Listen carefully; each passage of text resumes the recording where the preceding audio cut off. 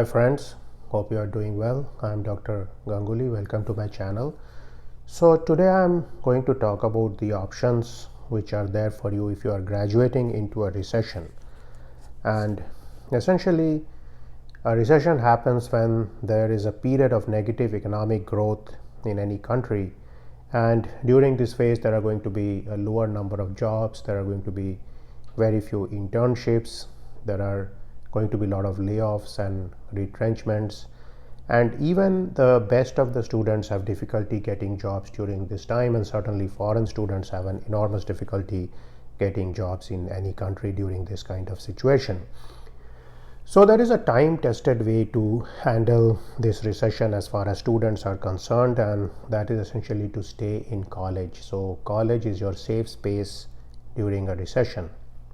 So let's look at the different possibilities if you are a bachelor's, master's, PhD student, or even a postdoc or a community college student. So let's start with the BS first, which is the case of most people. So if you are doing your bachelor's degree right now, you have two options. You can do an MS degree in the same discipline. So essentially you can do a master's degree.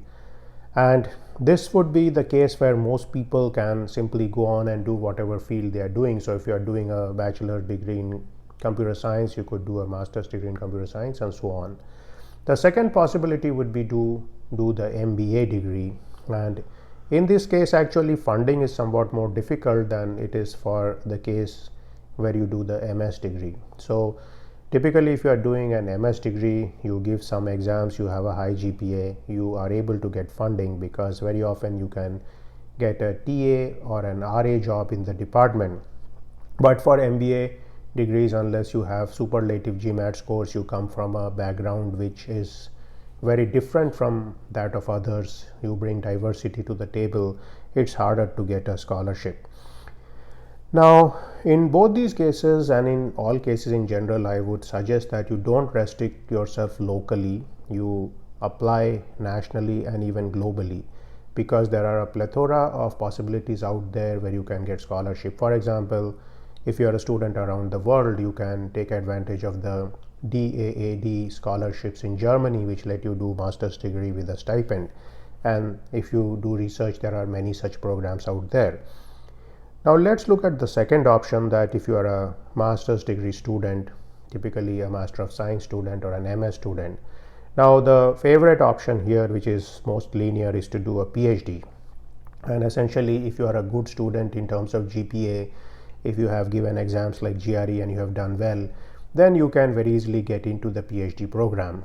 Now do remember that you should have some desire to do research and publish papers if you are taking the PhD degree as your goal. But I know of many people who actually drifted into the PhD because the job market was tight when they were finishing their MS, and later in life they were actually quite happy that they made this decision because it made them good researchers and it actually brought them good careers for the long run.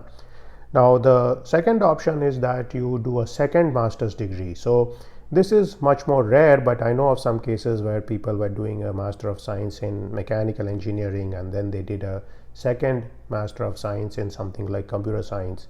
And so these kind of cases are possible if you are in a certain university and you have built strength in a certain area, and you can approach a professor and he or she may be willing to actually fund you for a second master's degree in a different discipline. So there are cases where somebody who did his master's in psychology went and did a second master's in the computer science department where their specialization was in machine learning.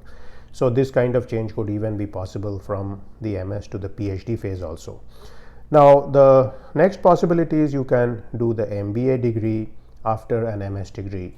And again, there are several people who have done that. This can be a good option for people who are trying to become top level people down the road in the industrial system.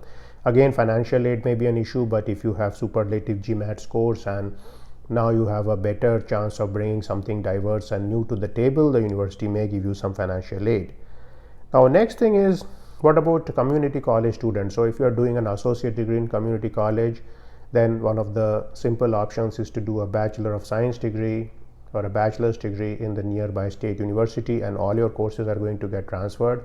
and so you can easily be in the university safe space for the next 2 years and complete your BS degree while the job market is coming back. Now, if you are a PhD student, then you can of course apply for a faculty position, because the faculty positions do not depend on the recessions and so on. They have their own dynamics as far as the job market is concerned. The second possibility is you can do a postdoc, and there are a plethora of postdoc positions available throughout the world. So I've talked about the Humboldt Fellowship, I've talked about the JSPS Fellowship in Japan.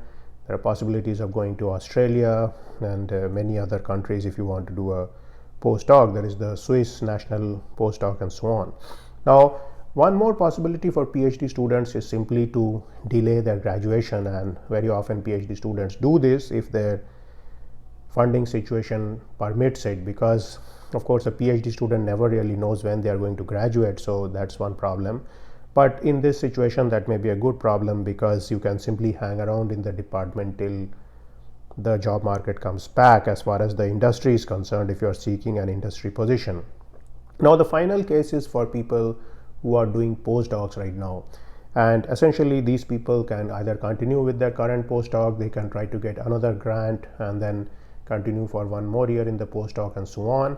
And the second possibility is that they could go and do a second postdoc. So if you are in a postdoc position in a certain university, you can always apply to one of the named postdoc positions, such as the Humboldt postdoc, the Granger postdoc, the Fulbright postdoc, the JSPS postdoc, and so on.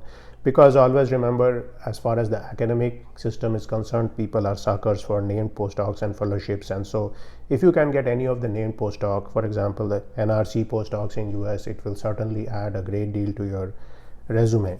So the final point is that universities have always been a safe place for people who are trying to stay out from industry because there is a job market downturn. Now, this theory not only applies to students, it also applies to anybody who is working out there.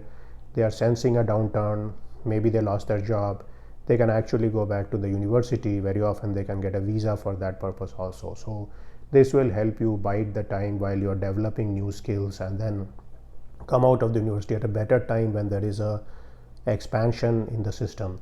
So what happens is that whenever there is a recession, this will last for 1 year or maximum 2 years. The central bank is going to take a lot of action. It's going to bring down the interest rates, it's going to print more money and do all kind of things, and then at the end of that experiment which they do, the economy is going to come back, and then there are going to be a plethora of jobs out there, because now what happens when the demand comes back, companies hire like crazy, and so it's very possible that you can get a job at this time. Remember that in many situations in universities, you can get some kind of pay or financial aid. It's generally possible to work in the university. There are different jobs out there in the university system. You can work in the library, in the computer center, in the cafeterias, and so on. You can also work as a tutor and do many other jobs. So this was my take on what to do if you are graduating into a recession, and I hope this video is beneficial to you. Stay tuned to my channel for more such videos, and I will see you sometime soon. See you then.